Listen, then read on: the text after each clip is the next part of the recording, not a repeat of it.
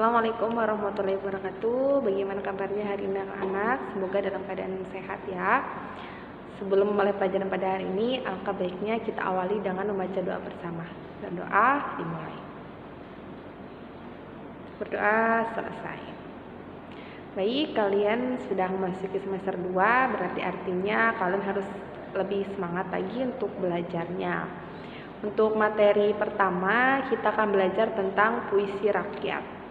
Jadi untuk puisi rakyat akan kita pelajari, yakni puisi rakyat adalah puisi yang ada dalam masyarakat lama, jadi sudah turun-temurun ya, tapi terikat oleh bait, rima, dan jumlah suku kata.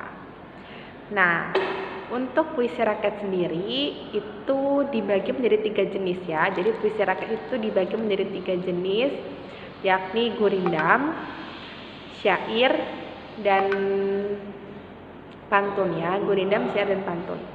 Jadi untuk gurindam, Ibu berikan contoh seperti ini ya. Nah, Ibu bacakan, ilmu jangan hanya dihafalkan, namun juga harus diamalkan. Kelak engkau tidak tahu, maka harus cari ilmu. Seperti itu adalah contoh dari gurindam. Nah, gurindam ini dibagi menjadi, gurindam ini hanya ada 2 baris. Nah, 2 baris ini dalam 1 bait. Nah, untuk pantun, diberikan contoh, kalau keladi sudah ditanam, janganlah lagi meminta talas. Kalau budi sudah ditanam, jangan lagi meminta balas. Nah, itu adalah contoh dari pantun ya. Nah, pantun sangat beda dengan gurindam karena kalau pantun jumlahnya adalah 4 baris dalam 1 bait. Nah, ada lagi yakni syair. Jangan risau dengan cobaan, jangan bersedih karena kesulitan. Berdoa saja pada Tuhan, insya Allah Dia akan kabulkan. Seperti itu ya.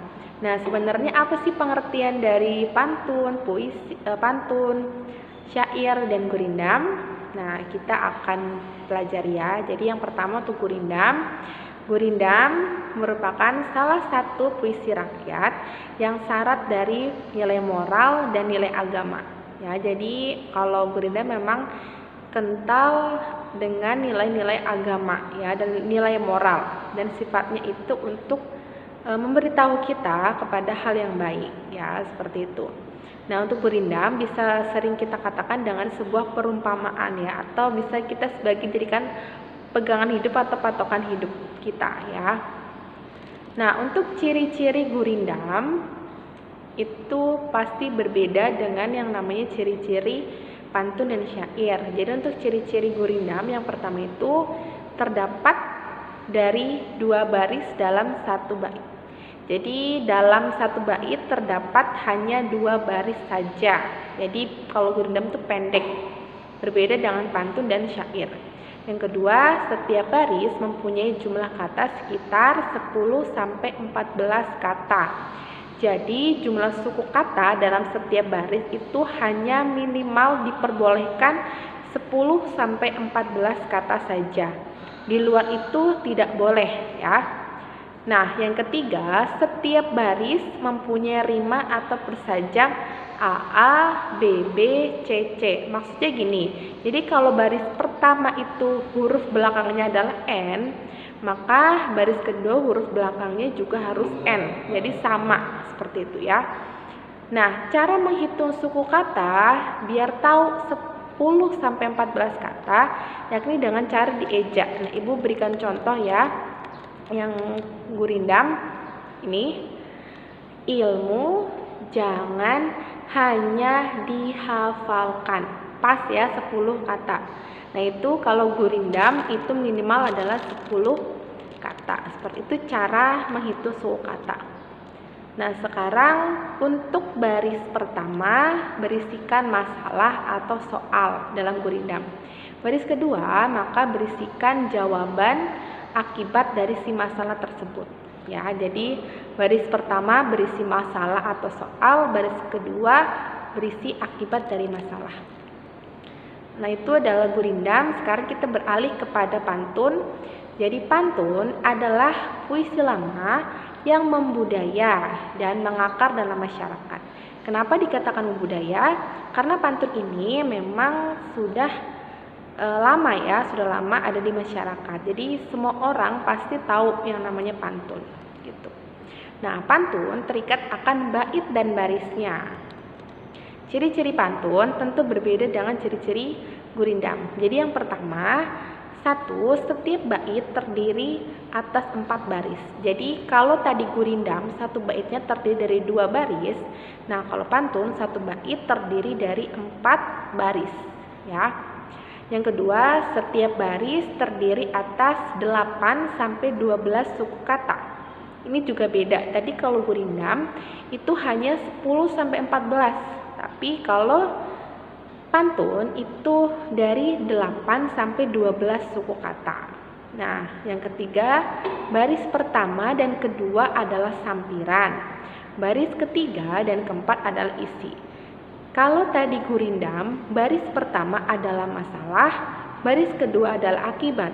Kalau puisi, baris 1 dan 2 adalah sampiran, baris 3, 4 adalah isinya. Jadi isinya ada di baris 3 dan 4. Kalau gurindam, pemecahan masalahnya ada di baris kedua.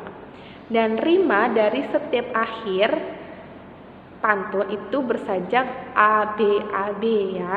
Jadi kalau tadi gurindam itu sajaknya atau rimanya AA, sekarang kalau pantun sajaknya ABAB.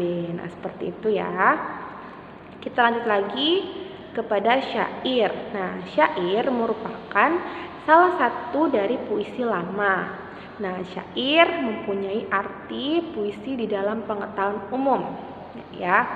Nah, untuk syair ini ciri-cirinya hampir mirip dengan pantun, tapi ada bedanya ya.